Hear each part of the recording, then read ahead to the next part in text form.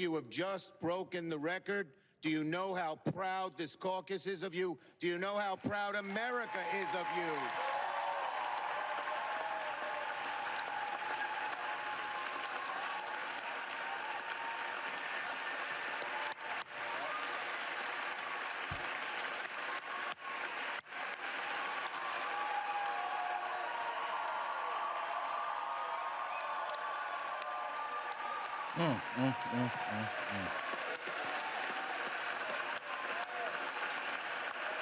Hand over the heart, Corey. Hand over the heart, Corey.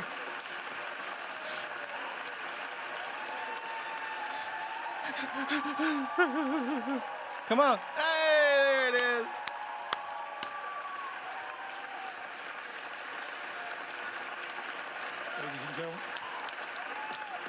Ladies and gentlemen. Ladies and gentlemen. Ladies and gentlemen. Ladies and gentlemen. Ladies and gentlemen. What an absolute farce. What a joke, guys. What did he break the record for, by the way, Chuck? I'll tell you what he broke the record for. He broke the record for another Democrat, that would be Strom Thurmond, for standing up on the Senate floor and literally running his mouth, spewing and spurting bullshit for longer than anybody else ever has. And what kind of bullshit? A bullshit that divides America. Strom Thurmond did it, years ago. What did he do it for? What did he spout bullshit for? He stood specifically against civil rights here in America. Now, flip-flop, here is old Cory Booker. Runs his mouth for over 24 hours, will not shut up, becomes delirious throughout the whole thing, and just, eventually he's just talking about absolutely nothing. And everything that he says, by the way, like I said a minute ago, complete bullshit. Bullshit how? Because none of the things he's standing for in this moment are actually happening. None of them. He stands up there and says, oh, please don't let them take Medicaid away. Don't let them attack Social Security. Oh, none of that's happening. None of it. In fact, the Trump administration has just stood starkly against any idea, any suggestion that these types of benefits will be pulled or cut for Americans. They won't be. In fact, as was recently disclosed by the Doge Department and Elon Musk, the only, and not even only, the greatest threat, the single greatest threat to Social Security, to Medicare, Medicaid, to all of the benefits that you and me and the average United States citizen taxpayer pays into, is the Democrats. How? Well, because they've been given all that money in full, to illegal immigrants. Illegal invaders have taken most of that money, and they were ready to give it all to them. Give it all to them without a second thought. Just a quick little sign up and you get you a Social Security number. You get full benefits from Social Security. Paid in full, on top of everything else they were giving them, all the stipends and the debit cards and the free hotels and the free housing and the free foods and the free everything. Free. At whose expense? Mine and yours. And this clown show stands on the Senate floor grandstanding for over 24 hours doing what? Filibustering. No, that's a fancy word for wasting the time and tax dollars of the American citizen while he stands for nothing. that is American in any way, shape, form, or fashion. We're going to look at a lot of this stuff right now. Trump is expected to speak here any minute, so we might have to cut over to that. But I promise you, I'm going to cover this Cory Booker thing, man, because how dare you stand there and waste American tax dollars and waste time that could be spent working for Americans and getting things done to make America great again, because you do not stand for America, sir. You do not want to make America great again. You want to make America communist for a change, just like Kamala Harris wanted. That's why y'all got her nominated as the next presidential candidate for 2028 for the Democrat Party. Why?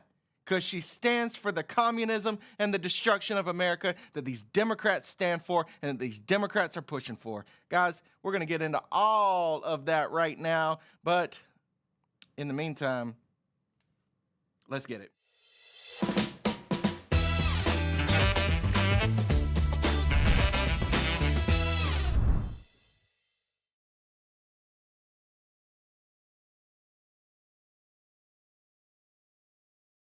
So like I said, Trump is expected to speak any minute. Let me just check and make sure we're not missing that, because I don't want to miss that. No. Nope. Still no Trump speaking at this point, but we will keep a close watch on that because I don't want to miss it. Let's get back to Cory Booker. Cory Booker stood yesterday, broke the record of Tom Thurman for the longest ever Senate filibuster speech. Single guy just stands there for over 24 hours. I think you can start seeing the moments when the cocaine has worn off and he's really just kind of just rambling for anything. He claimed he didn't have to pee. He never had to take a shit. 24 hours, this dude just stood there and rambled on and rambled on and rambled on and rambled on about garbage, about un-American garbage. What kind of garbage was he supporting? Well, he was supporting all kinds of garbage. I'm going to let you hear a little bit of it right now. Here's Cory Booker in one of my favorite clips where he's absolutely just highlighting what this entire thing was about. Now, before I show you this, understand, nothing this man says has anything to do with making America great, with supporting Americans, none of that stuff, which I get it. The Democrats will never, ever claim to be trying to make America great again, because that's a Trump slogan, and we will not stand for that. But on the face of it, are you trying to make America a great country? Are you trying to do what's right to make American citizens or to give back to American citizens in such a way that they can be great, that they can chase that long forgotten American dream? Can we do that at all? I mean, are they even standing for this in any sort of a way? Well, here's what Cory Booker was claiming to stand for during this over 24-hour speech that he rambled on about, to the point that it was just absolutely political theater to the highest degrees. This man just loves to be in front of a camera, guys. That is truly what it boils down to. But I'll let you hear it from Cory. This particular headline from Newsweek says Senator Cory Booker nearing 20 hours. So this was almost 5 hours before he actually stopped running his mouth and wasting time that could have been devoted to actually serving America. But he didn't do that. No, he wanted to ramble on and be the center of attention and be all the talk. And look at what I did. I stood there for 20 hours, 24 hours. Look what I did. I didn't even have shit to say, but I stood there anyway. Here's Cory Booker. I just feel that Trump mocks us. What does his Liberation Day mean to the people that are shackled to debt? Oh, I love this. From medical debt, that are shackled with student debt, that can't afford the rising cost of groceries. What's his liberation mean? Well, Cory, I'd like to answer that question for you. It means that we no longer have to live under those shackles that the Democrats put upon all of us. That's what it means. It means we no longer have to live under the tyranny of Democrat politicians at this moment at least. At this moment, guys, it's up to every one of us to go out and vote every chance you get. We just lost a big opportunity in Wisconsin yesterday. A big opportunity. And Wisconsin, shame on you, man. You guys claim you want what's best for your families, what's best for your state, what's best for industries in your state. You just put into power a person that is literally one of the most far left judges that exists in this country. She works solely to undo everything that is for your good. Now, kudos to you, Wisconsin, because you did solidify into your state constitution voter ID. That is a huge win. Anyway, I digress. Let's continue. Oh, but by the way, before I go back, Cory Booker, why? What is Liberation Day about? It's about not living under the tyranny of that you Democrats have bestowed upon all of us for the last, 16 out of 20 years. 16 out of the last 20 years have been Democrats destroying our great nation and putting us into some of the hardest times we've ever had to live in. So, yeah, that's what Liberation Day is about. But let's continue. To people who are chained by fear right now, waiting with bated breath to see if the Medicaid programs they rely on are going to be cut. What does his liberation mean? I can tell you that one too. What does his liberation mean for those that are waiting on bated breath about whether or not he's going to cut Social Security or Medicaid or Medicare or any of these things?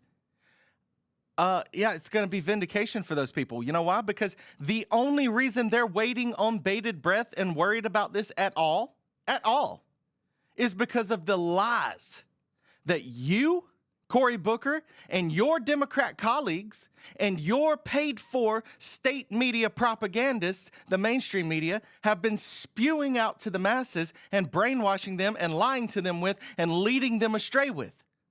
They're going to find out none of it was true. None of it. None of the shit you said was true. They're going to find that out, and they're going to be liberated by that truth. That is what it means.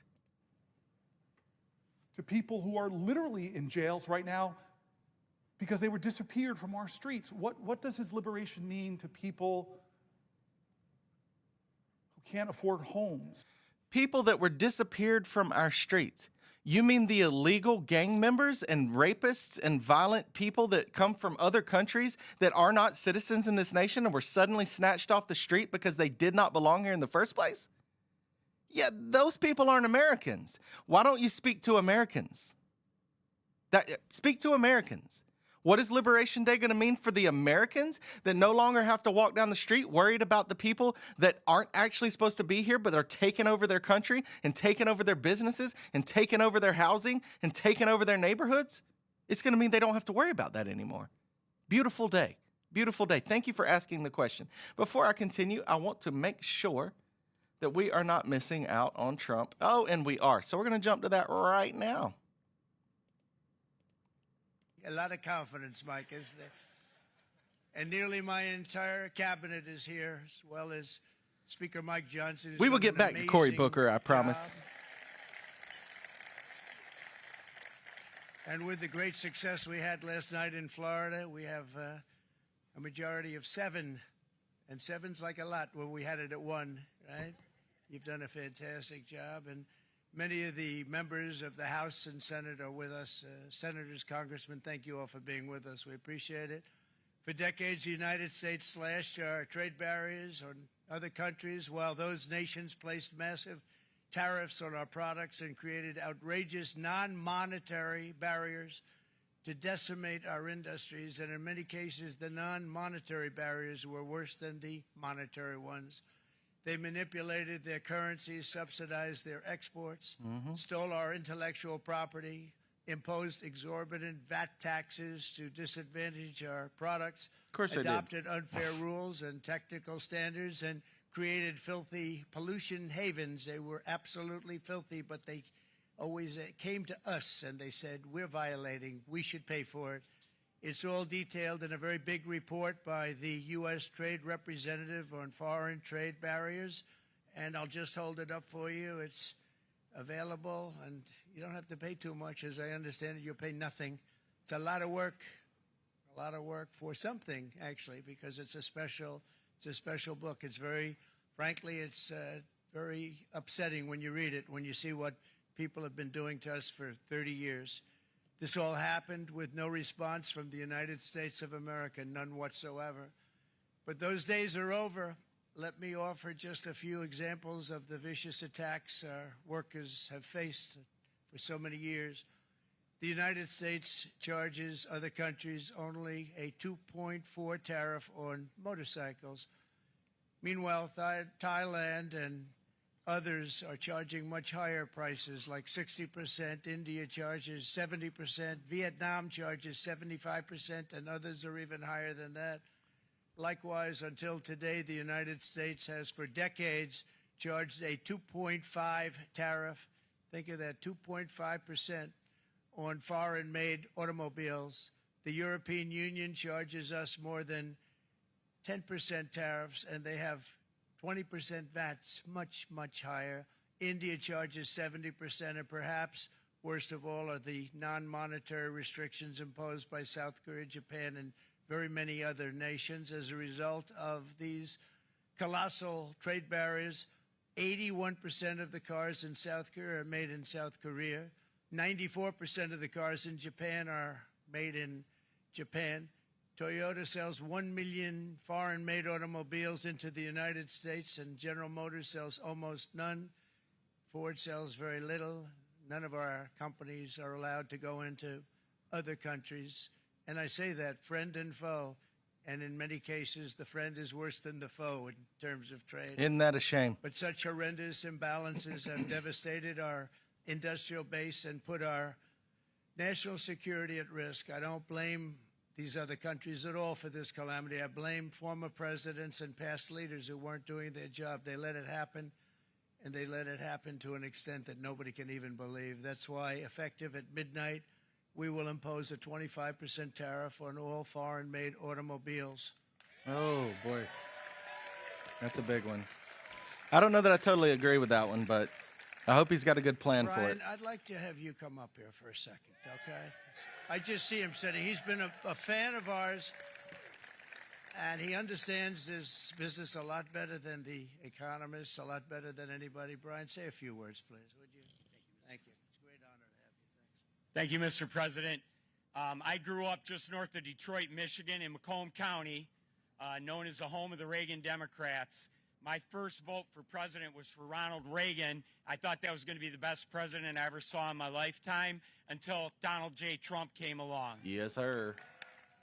I have watched my entire life, I have watched plant after plant after plant in Detroit and in the metro Detroit area close. There are now plants sitting idle. There are now plants that are underutilized.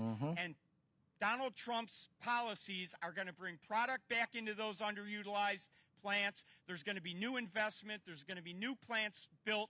And the UAW members, and I brought 20 of them with me, they're sitting right over here. We support Donald Trump's policies on Yes, we tariffs do. 100%. So, Mr. President, we can't thank you enough. And in 6 months or a year, we're going to begin to see the benefits. I can't wait to see what's happening 3 or 4 years down the road. Now, I Thank you, support Mr. President. most of these tariffs. The auto tariffs, I got to say, I'm a little, What a great guy. He got it right like I from the said, beginning. needs to be a He very got it good plan before there almost to make that anybody work. else. But This group over there, they got it too. And, you know, we won the state of Michigan. We won almost all of them. But we won Michigan by a lot, and I want to just thank you all. The auto workers were fantastic. The Teamsters were fantastic. Everyone was pretty good, I will tell you. Thank you very much. I appreciate it. You're going to be very happy very soon, and you probably see what's happening with all of the, not only car companies, but car companies in particular. You see it with all of the ones they're moving, they're announcing day in, day out. You're seeing it. Nobody's ever seen anything like that. With today's actions, we're also standing up for our great farmers and ranchers who are brutalized by nations all over the world. Brutalized. Canada, by the way, imposes a 250 to 300% tariff on many of our dairy products. They do the first can of milk. They do the first little carton of milk at a very low price, but after that it gets bad, and then it gets up to 275, 300%. So when they're figuring what's Canada charging, they say, oh, about 2%, 3%. But take a look at what happens down the road. When you look a little bit, it's not a pretty picture, and we don't like it, and it's not fair. It's not fair to our farmers. It's not fair to our country. And with countries like Canada, you know, we subsidize a lot of countries and keep them going and keep them in business. In the case of Mexico, it's $300 billion a year. In the case of Canada, it's close to $200 billion a year. And I say, why are we doing this? Why are we doing this? I mean, at what Sorry, guys, point I had do to we shoot a say, short you gotta for YouTube. work for yourselves, and you got to. This is why we have the big deficits. This is why we have that amount of debt that's been placed on our heads over the last number of years, and we're really not taking it anymore. Through non-tariff barriers, the European Union bans imports of most American poultry. You understand? They say, we want to send you our cars, we want to send you everything, but we're not going to take anything that you have. Australia bans, and they're wonderful people and wonderful everything, but they ban American beef, yet we imported $3 billion of Australian beef from them just last year alone. They won't take any of our beef. They don't want it because they don't want it to affect their farmers. And you know what? I don't blame them, but we're doing the same thing right now, starting about midnight tonight, I would say. And China charges American rice farmers an overquota, it's called, a tariff rate of 65%. South Korea charges 50%. Actually, they charge different, from 50% to 513%. And Japan, our friend, charges us 700%.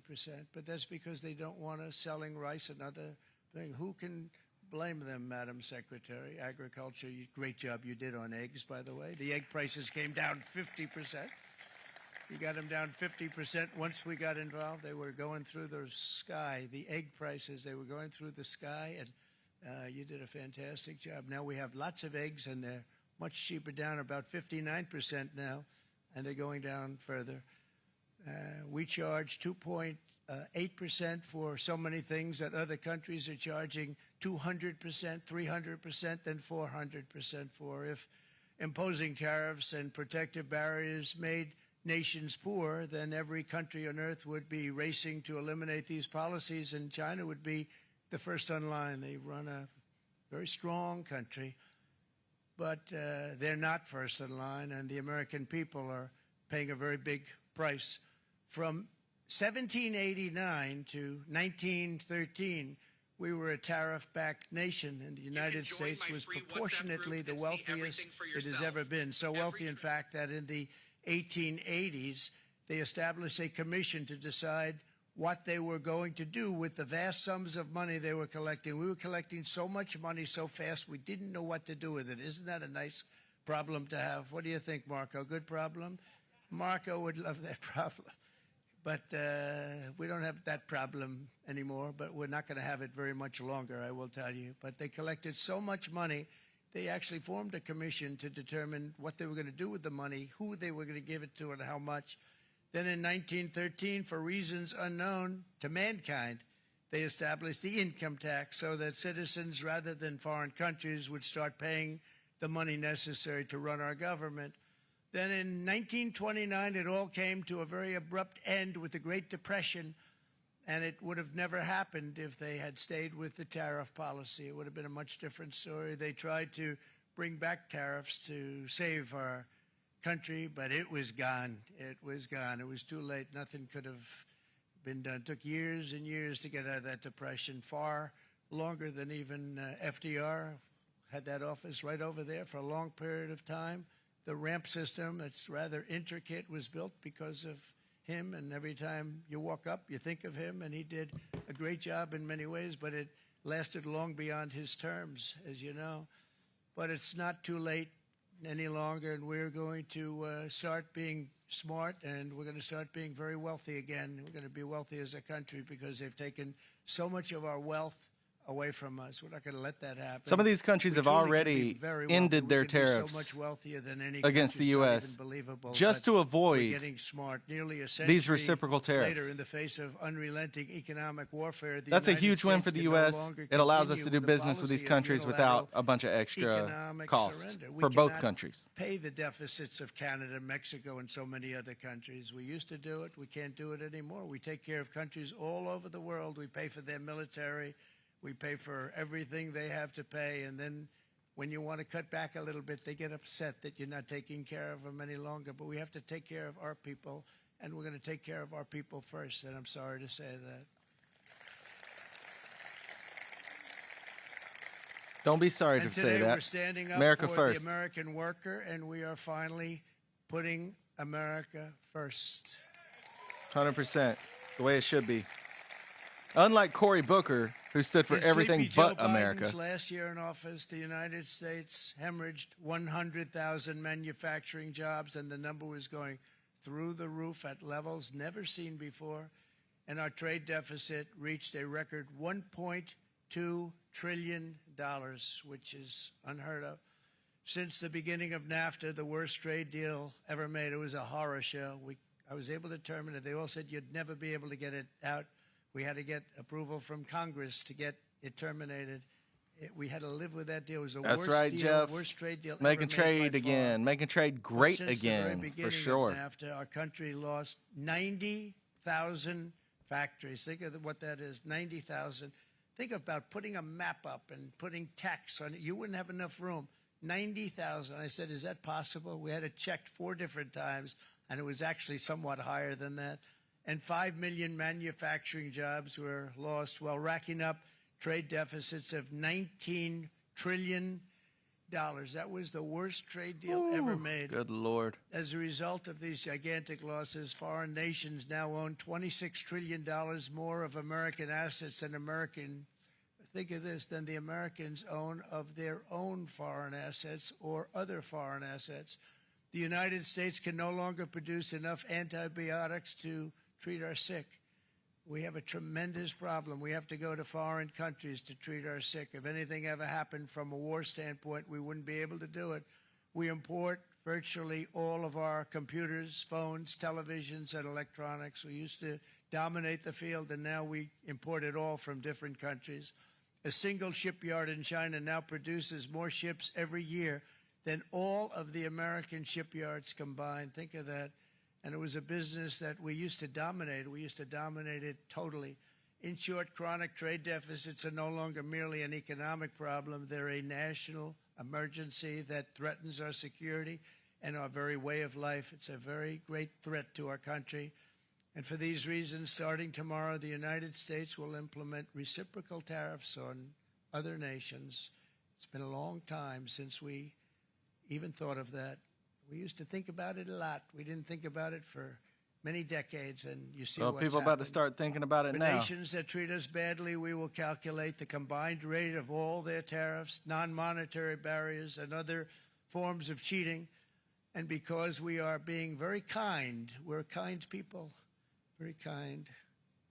You're not so kind when you got ripped off with your salaries. My auto worker friends and my Teamster friends and all of the unions that typically voted Democrat, they're not voting Democrat anymore because worker, whether union or non-worker, they're for the Republicans now. That's what happened. But we will charge them approximately half of what they are and have been charging us. So the tariffs will be not a full reciprocal. I could have done that, yes, but it would have been tough for a lot of countries who didn't want to do that. I'd like to see the chart if you have it. Could you bring it up, Howard? This is our great Secretary of Commerce, Howard Lutnick. Thanks. So if you look at that, China, first row, China, 67%. That's tariffs charged to the USA, including currency manipulation and trade barriers. So 67%, I think. Yeah, you can, I for think the most Booker part, forgot see what it. he was Those with filibustering good for eyes, with sure. bad eyes. Somewhere We didn't along the wanna way, the bring cocaine it's very wore windy off. out here. We didn't want to bring out the big He charts 'cause forgot we what had he no was chance talking of about. standing. He just started rambling. Fortunately, we came armed with a little smaller chart.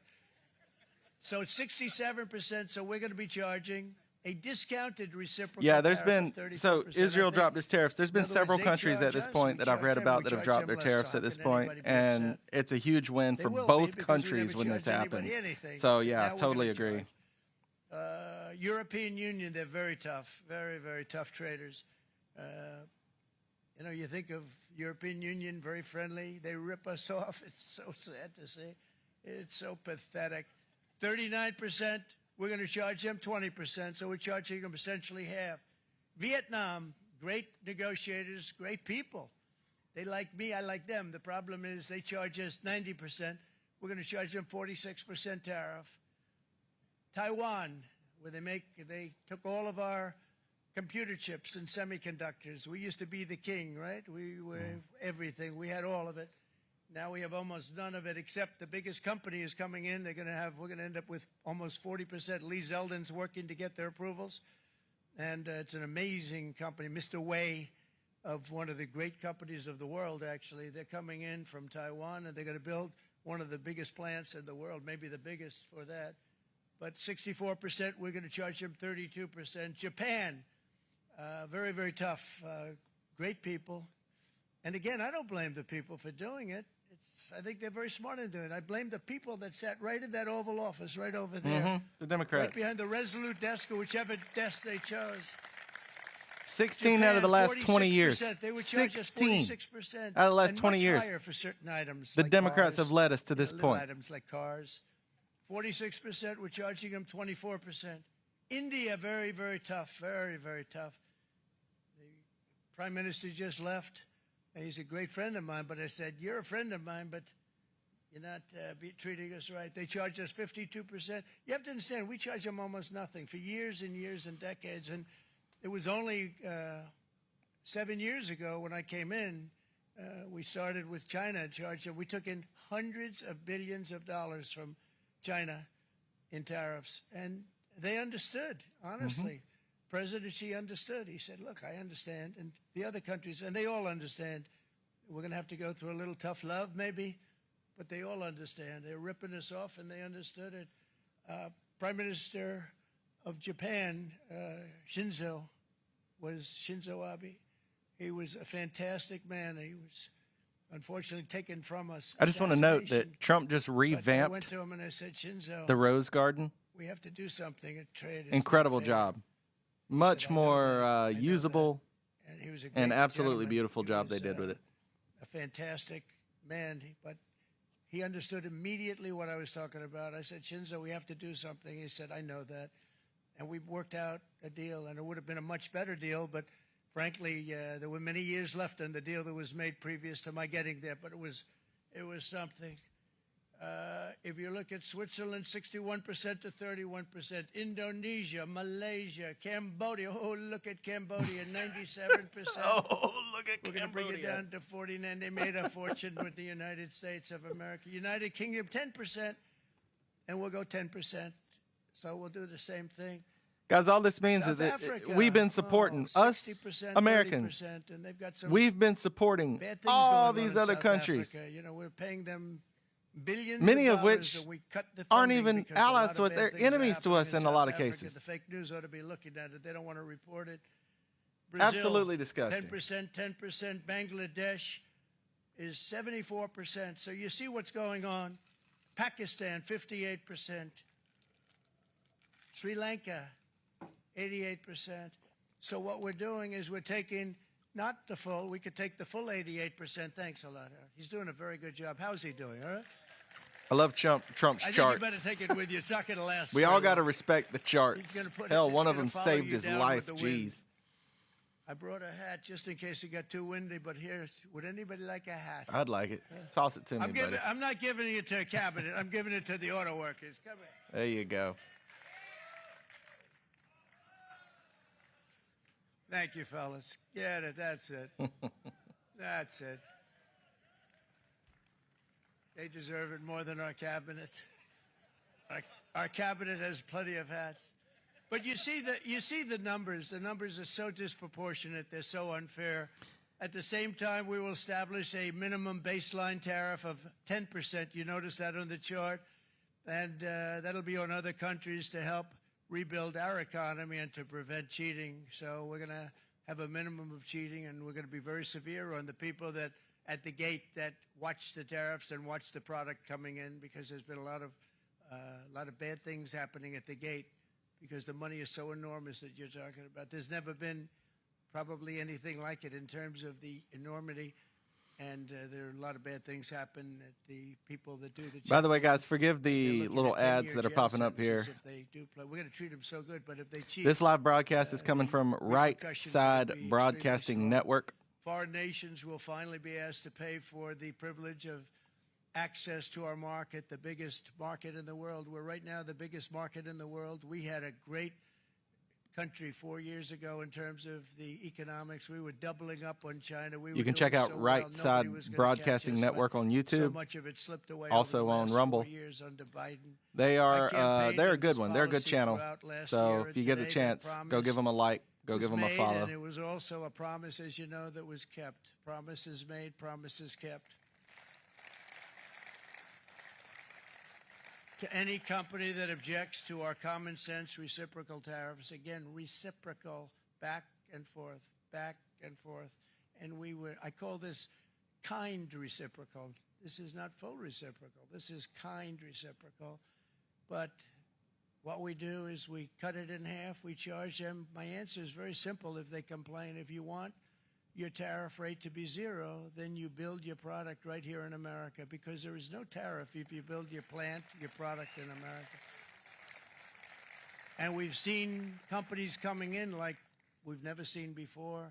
Likewise to all of the foreign presidents, prime ministers, kings, queens, ambassadors, and everyone else who will soon be calling to ask for exemptions from these tariffs. I say, terminate your own tariffs, drop your barriers, don't manipulate your currencies. They manipulate their currencies like nobody can even believe, which is a bad, bad thing and very devastating to us.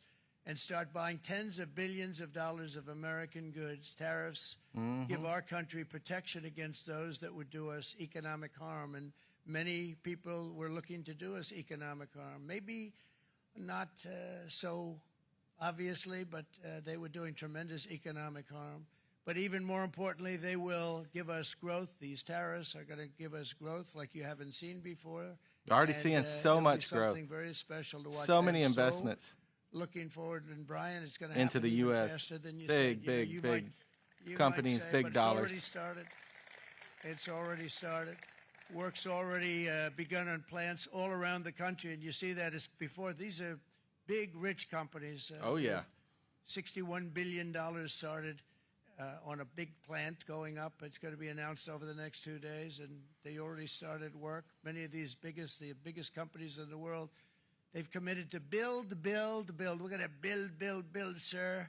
And they came here to see me, and they wanted to know if they could have a press conference. I do as many as I can. I'm pretty busy trying to stop Russia and Ukraine and the Middle East. We got to stop that. We got to stop the Houthis, which we're making tremendous. They like shooting ships down and out of the water, sinking ships.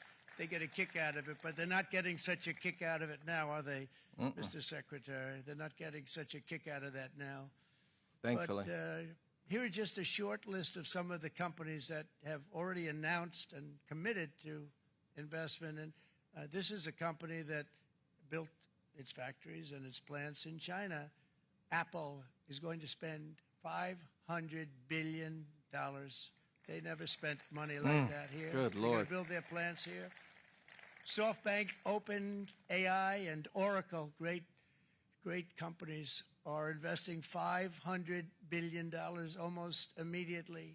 NVIDIA, a hot company, is investing hundreds of billions of dollars. They just announced. TSMC, the biggest, most important company in the world of chips from Taiwan, with no investment from us, is investing $200 billion. And they said the reason was, number one, the election of November 5th, and number two, the tariffs. They don't want to pay the tariffs, and the way they're not paying it is to build their plant here. So we're going to go from almost no percentage. We used to have 100% of the chip market. Just Now with those it's few all in companies, Taiwan, you're up almost around all of $2 it's in Taiwan, trillion a couple of other worth of countries, but investments, if mostly not in more. Taiwan.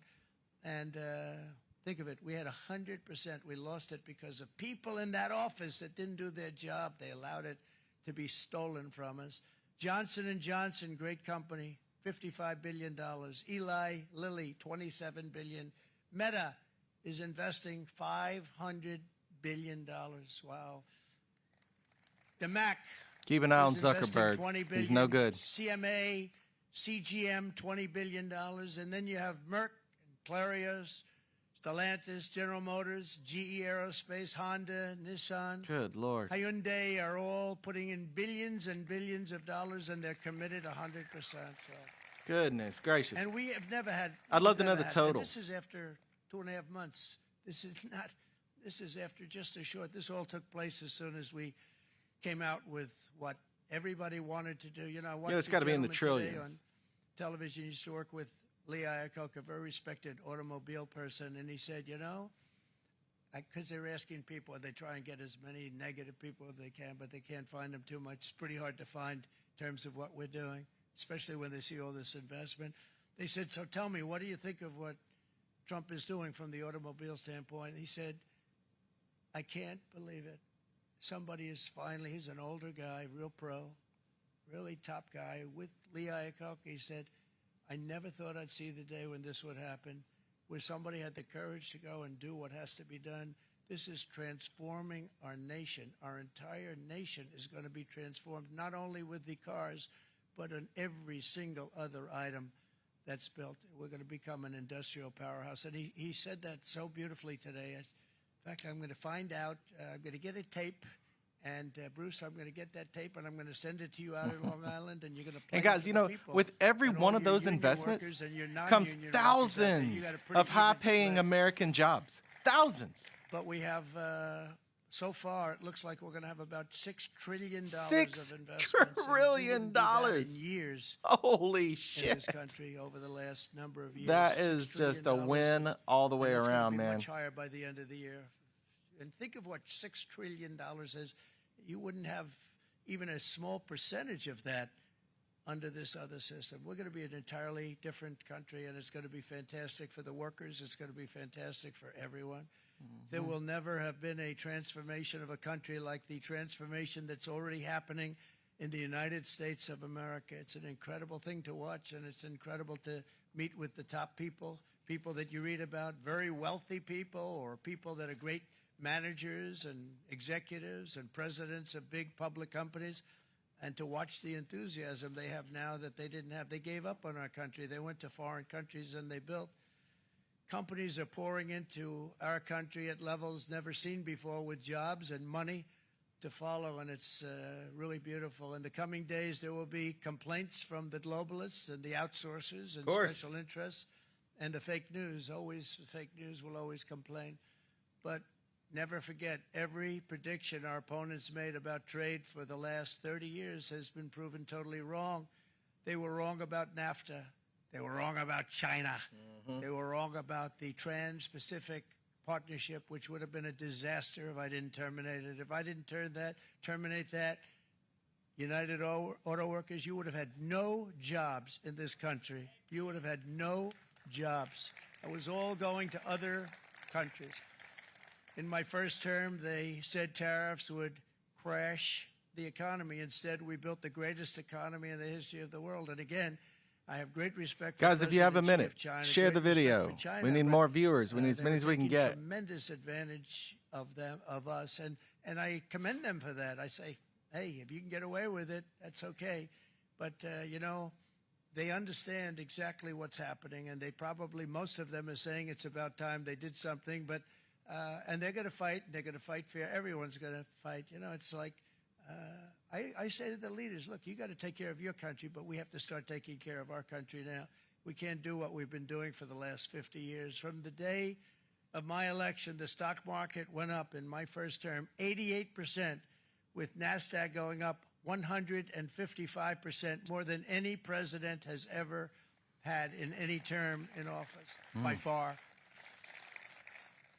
And I think we're going to blow that away. And maybe the numbers won't show, but I think they're going to show much better than even those numbers. But what you're going to see is you're going to see activity, that empty, dead sites, factories that are falling down, those factories will be knocked down, and they're going to have brand new factories built in their place. They're not only talking about renovating, they're talking about brand new, the best anywhere in the world, the biggest anywhere in the world. I have a friend who builds car plants, and I said, I want to see the biggest and the best. He said, well, we have to go to Mexico. I said, no, I want to see it in the United States. He said, we're not building them in there. This is a year and a half ago during the campaign. He said, we're not building it. You'd have to go to Mexico. When I was starting to decide to run, and I went to number one in the polls very rapidly, I want to say, let's say in the first hour, and then shortly thereafter, it looked like I was going to win, and the fake news was saying, "Oh no, don't do this." What they don't know is if I didn't win, they would have really been in trouble, because nobody wants to read them anyway. But I tell you what, when it looked like I was going to win, I announced that I was going to be doing exactly what we're talking about today. Great consistency, actually, because I've been talking about it for 40 years, but because I saw what was happening 40 years ago. If you look at my old speeches when I was young, very handsome, my old speeches, and that people would say I'd be on a television show, I'd be talking about how we were being ripped off by these countries. I mean, nothing changes very much. The only thing that changed were the countries, but nothing really changes. But it's why it's such an honor. It's such an honor to be finally able to do this. If you look at China, I took in hundreds of billions of dollars in my term, hundreds of billions. They never paid 10 cents to any other president, and yet they paid hundreds of billions, so much so that Biden couldn't do anything. They wanted to try and terminate it. It didn't make sense to terminate it. Because he had a very special relationship with It would have been China. stupid to do so. You know what the Even Biden knew relationship that. was? He had a special relationship. But the numbers were so big. The numbers were so big that they couldn't do it. So they did ease it up. They did things that they shouldn't have done. They made it a lot more comfortable for them, but they couldn't do it because the numbers were hundreds of billions of dollars, and I did that. And we were on our way to doing something like incredible. And then we had a very bad election happen, a very bad election. A lot of bad things happened. So when I said we got to do it again, I said we have to make it too big to rig. And we made it too big to rig, and we won in records, and it was a monumental win. And it was such an honor to see so many of you, like Brian and your friends, here with us to celebrate, and to more importantly celebrate what we're doing, because that wouldn't be a full celebration if we didn't do this, because this will be an entirely different country in a short period of time. It'll be something the whole world will be talking about it. The critics made the very tired predictions earlier this year, but in February, core inflation dropped to the lowest rate in 4 years. And the price of eggs, as you know, just in a month and a half, we were there for 4 weeks. And the first week, I got blamed for eggs. I said, I just got here. They said eggs have gone up at like 250%, and you can't get eggs. And they were going crazy. And I said, I just got here. And then we got to work on eggs, and we got to work on everything. And our great Secretary of Agriculture, you did a fantastic job. Brooke Rollins, she did a fantastic job. And Yeah, they did.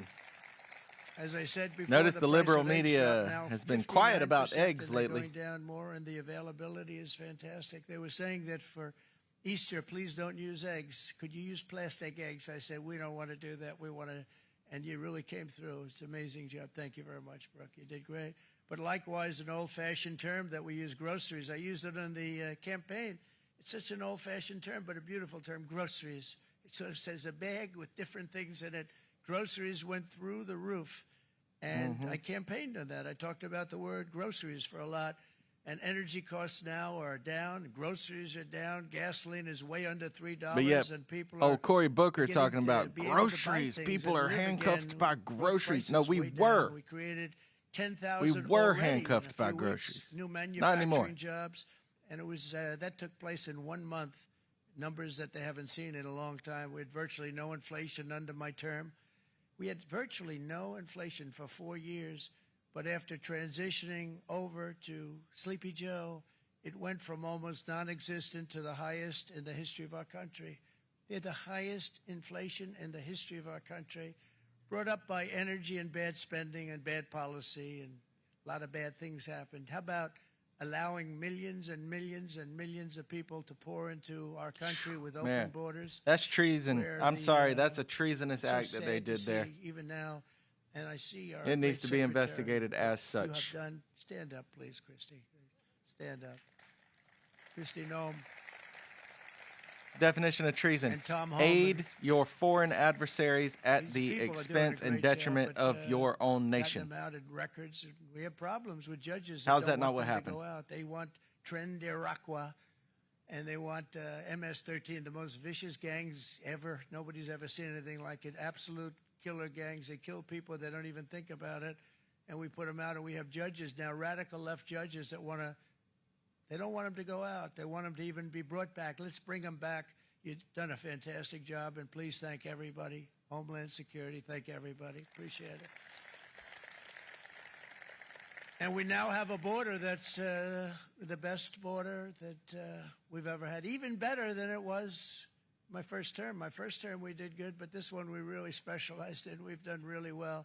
And we had records then. We had the best, safest border 4 years ago. We had the best border there ever was. And now we have, you've actually matched it and done even better. And we're going to get it down. Fantastic the job, right way. actually. We want Fantastic people, by the job. way, to come into our country, but we want them to come in through a legal process. We want them to come in legally. We need more people. We need people to run these plants and to help the auto workers and the Teamsters and the non-union people and everybody else. But we need people and the farmers. And we're going to let people come in, but they want to come in. We want them to come in legally. They have to have the capability of loving our country, not people that hate our country. We don't want them in our country. And now we're going to pass the largest tax cuts in American history, and that's where we're relying on Mike and John Thune.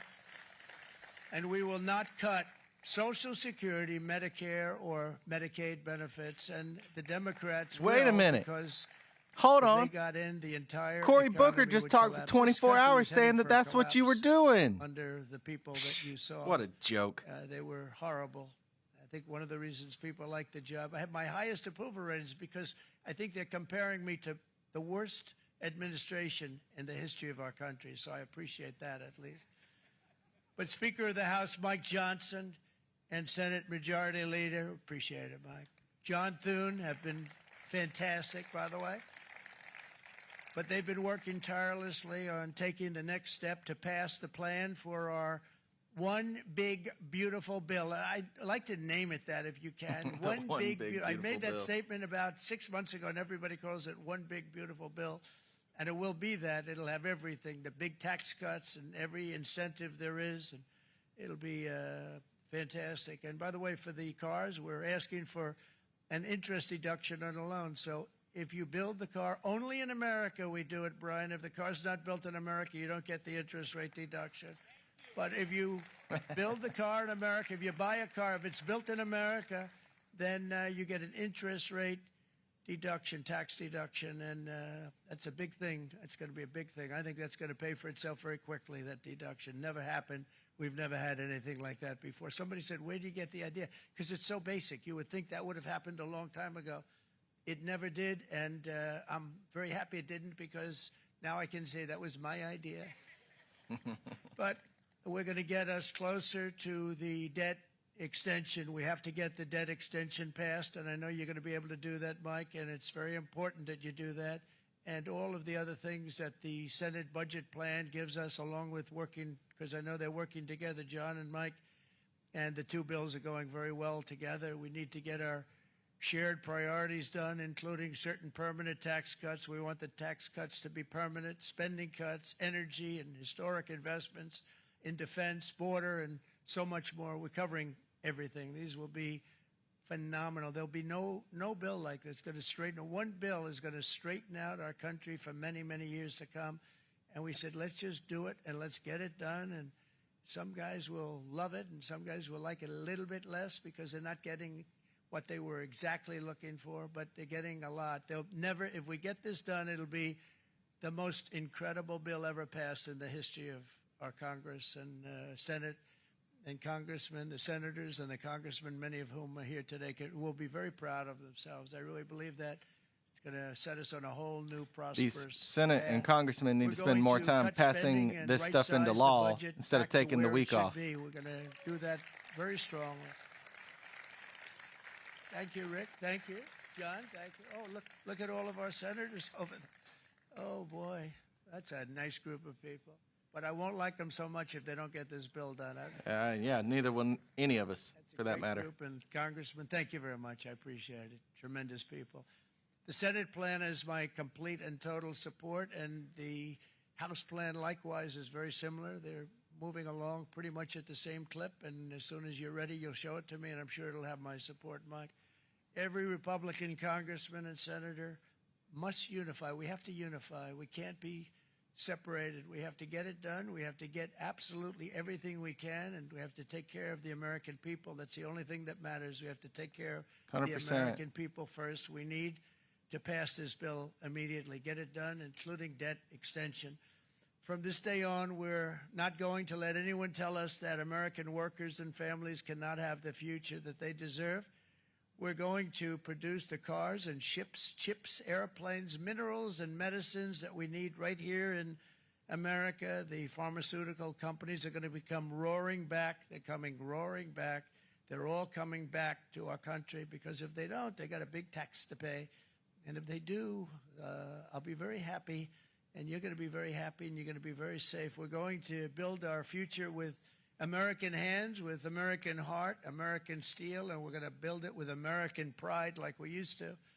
We're approaching our 100th day as president and have been given credit by a lot of people, actually, even some of the fake news. Can you believe it?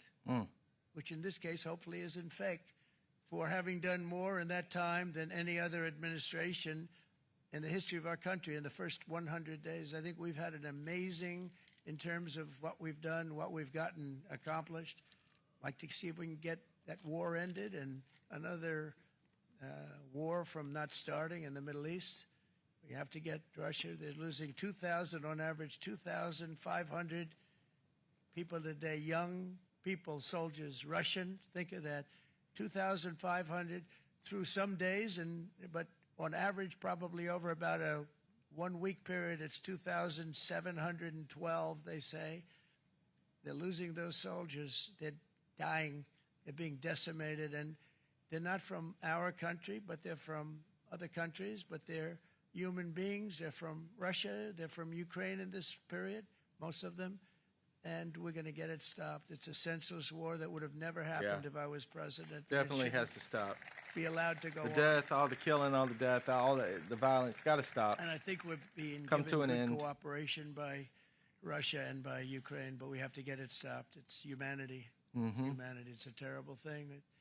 This will be a very big moment. I think you're going to remember today. It's going to be a free nation that we're dealing with. We're going to have a very free and beautiful nation.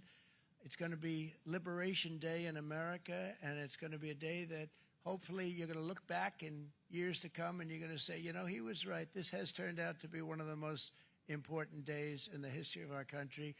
God bless you and God bless America. Thank you, everybody. Wow. Thank you very much. Yes, guys, we have to bring back the ability to seek and accomplish the American dream.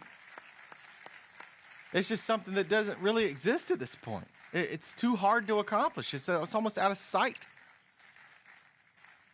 for most Americans. And we just can't continue down this road. We need everybody on board with accomplishing this. All of our senators, all of our congressmen. That includes you, Thomas Massey. Stop voting against the agenda. Get in there and do what's right for the people. All grandstanding all the time. And Mike Johnson and the whole Capitol Hill, for that matter, serving for what? Monday and Tuesday they were in session, and then they just take off the rest of the week. For what, man? For what? There is so much that has to get accomplished, and we only have a small amount of time to do it, especially seeing as how Wisconsin just put a judge in there that's going to probably redraw the congressional district lines, which is going to allow them to just add one more Democrat to Congress, which is going to make things a lot more difficult. One or two even. Hopefully not two. We'll see.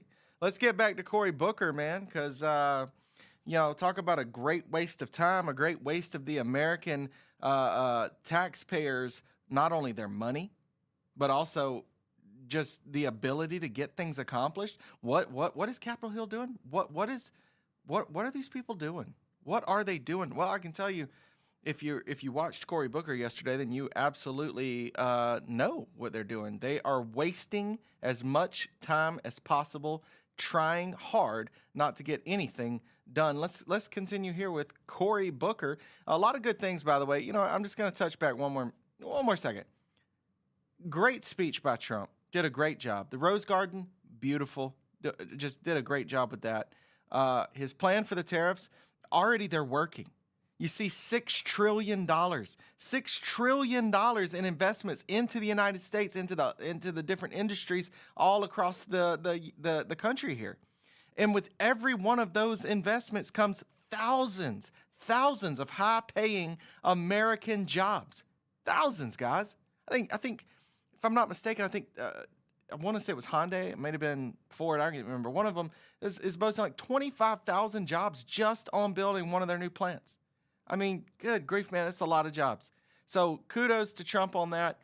People that say tariffs don't work, I call bullshit, man. They do work. I do believe we've got to be careful about how we implement them. I'm not going to lie. I'm not just totally for everything that he does every time. There's some things that Trump and his administration will do that I'm not totally down with.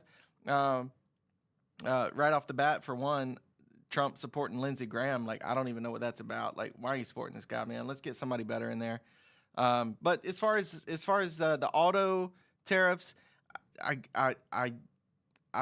hesitate on that one. The auto tariffs are a little scary. It could cost Americans a lot more money. It could it could be a thing that doesn't do the good for the nation that we could be doing. Trump's got a lot of big issues he could be running on, a lot of big issues he could be chasing down right now that the American people are totally behind and totally supportive of. One of those things, voter ID on all IDs, paper ballots on all elections, like that kind of stuff. The American people are totally behind that stuff. They're totally behind the immigration stuff, totally behind it. They're totally behind deporting these illegals. They're totally with it. We're dig it. We're down with it. Let's do it. Costing more money for me to buy a car. I don't know if that's something I'm totally down with, but I hope it pays off in the end. I gotta have faith that it will. Hope he's got a good plan on that stuff. All right, that I digress. We're gonna go back to Cory Booker because he broke records yesterday. He took a stand for what? For absolutely nothing. For the division of America. That's what he took a stand for. He literally broke the previous record of Tom Thurman standing against America, standing for the division of America, by standing up here and speaking for over 24 hours to try to divide America. You have two Democrats that have held this record. Tom Thurman and now Cory Booker holds the record for standing for over 24 hours and running off of that mouth about nothing but trying to divide America. Let's listen in. Because of his tariffs. Because of his He tariffs. dreamed of a new car, but that's going to go up as well. I don't know what he means by liberation. I honestly don't. I wish he'd explain it to the American people. Who's liberated? He just did. In this financial times, who's liberated? I don't think the law firms feel liberated, that we're so threatened by you that they felt the only way they could get from under the threat of you is to come to you and beg them and offer them and say we'll do this and say we'll give you millions of dollars of pro bono worth. I don't think they feel liberated. The law firms? Did he just say the law firm? Which law firms? These extreme leftist law firms that are engaging in lawfare, that are stepping outside of their authority, these judges that are stepping outside of their authority to rule against a sitting president on things that they don't have authority on, like foreign policy, for instance. There's not a judge in this entire nation, not even on the Supreme Court, that has the authority to rule against a sitting president when he is making decisions on foreign policy. Yet they're doing it. Who are you talking about? What about the people that are banned from the press corps? because they won't call it the Gulf of America. It is the Gulf of America, Corey. And if they don't want to acknowledge the laws and the rulings of the United States president because they want to stand for against our president and lie to the people, why should they? What right do they have to be there? Why are they? What do you think? They're just obligated to be in that room? There are other journalists all around this nation that are telling the truth every single day. And if these people don't want to tell the truth, they don't belong in the room. It's that simple. If they want to lie and push propaganda, they don't belong in the room. They don't have a right to be there. It's a privilege to be there. Just like these, I'll get on that another time. Let's get back to Corey. The idea of the press, the freedom of the press, do they feel his liberty?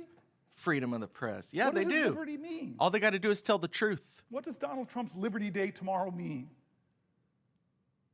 In a nation where I read letter after letter of people that feel like their liberty is gone, that they're losing sleep at night worried about Social Security. What does liberty mean Social Security. to the veteran that was laid off? To the veteran that was like, what does liberty mean to all of the servicemen and women that were taken from their jobs, had their ranks pulled, and were essentially discharged from the military because they refused to get that very unlawful mandatory jab that your president tried to force them to get? Talk about a violation of freedom, brother. Talk about a violation of freedom to me while you're talking about veterans and servicemen and women who you people violated. You did this. You violated them. For my liberty, what does Donald Trump's liberty mean? What is he talking about? What does his liberty mean to Canada, who fought next to us? Are you serious? What the hell does his liberty mean to Canada? Who gives a shit what it means to Canada? Canada actually has their own leaders that they elect and that they put into power that's supposed to represent them. Our president doesn't represent Canada. And neither do you, Cory Booker. What the hell are you doing standing here holding up American progress to advocate for everybody but Americans? What a joke, man. This is the Democrat Party of 2025, guys. This is it. Who died next to Americans fighting for our causes. What does his liberty mean to them? It shouldn't mean anything. I don't understand Donald Trump. I really don't. Obviously. There are going to be PhD students writing about him for generations. He'll love that in heaven. He'll look down and say, I'm so happy people are talking about. Well, there's the first sensible thing you've said all day. Hopefully you're right. Hopefully Donald Trump does know my Lord and Savior Jesus Christ, and hopefully he does go to heaven one day. I like to believe that he will. I don't know. Maybe not. But hey, at least you didn't say he'd be in hell looking up, I guess. About me. But I will Surprising tell you this. that he didn't say that. I love great presidents. I love that Lincoln said, with malice towards none, with charity towards all. But I hear Donald Trump say, with malice towards everybody that does not tell me how great I am. Actually, that's not true, Corey. The only people that stand on that is all of the Democrats and the leftists out there right now who are burning down Teslas and destroying things and attacking people that didn't vote the way they did, that are outright violent against anybody that doesn't share their exact viewpoints to the very letter. And it's not just leftists against people on the right. It's leftists against leftists. It's leftists that don't view this leftist viewpoint to be totally in line with my viewpoint. Y'all are eating each other alive, man. It is absolutely crazy. Crazy. The things that you guys stand for. You guys are on the wrong side of everything. You support everything that is not American. Everything that is not what the American people are standing for. You to stand up here and do this and say these things is absolutely hysterical. Look, I got to show you guys this because this is crazy. This part here, Corey is all emotional. He can't even hardly speak at this point. It's kind of, it's just outright just shows he's got nothing left to say, but he ain't giving up. You're going to keep it going. This is a moral moment. It's not left or right, it's right or wrong.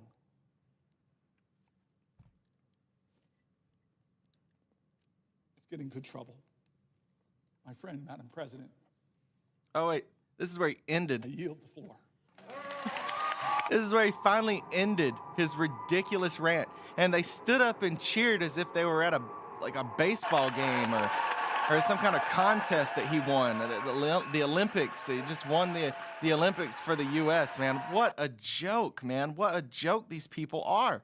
This is absolutely crazy. So let's hear about what some of the other people have to say about this. This is Stephen Miller talking about the Democrat Party and just this whole idea behind Cory Booker's ridiculousness that went on. Here's what the Democrats never filibustered for. The dead bodies of American citizens raped, mutilated, and murdered by the illegal aliens that Joe Biden and his administration and Secretary Mayorkas funneled into our country during the invasion that took place over the last 4 years. Facts. They released people into this nation, not people, monsters into this nation that were pedophiles, that were child rapists, that tortured women, that murdered moms and dads, that committed atrocities that we've never seen before in this country.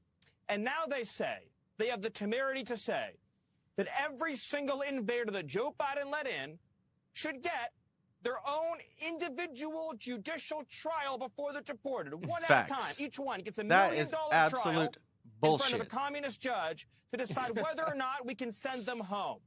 How about hell no? How about we pick them up and we get them out of this country so they can't hurt anyone else?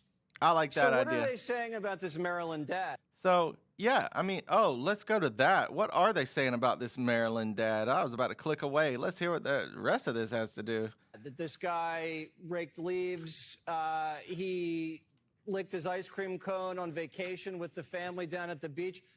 Like, how nice of a guy can they make this guy out to be when he's been designated? This, by the way, was a fake news story pushed by the Atlantic newspaper, another mainstream media propagandist organization that was basically trying to say that the Trump administration wrongfully deported this innocent father from Maryland.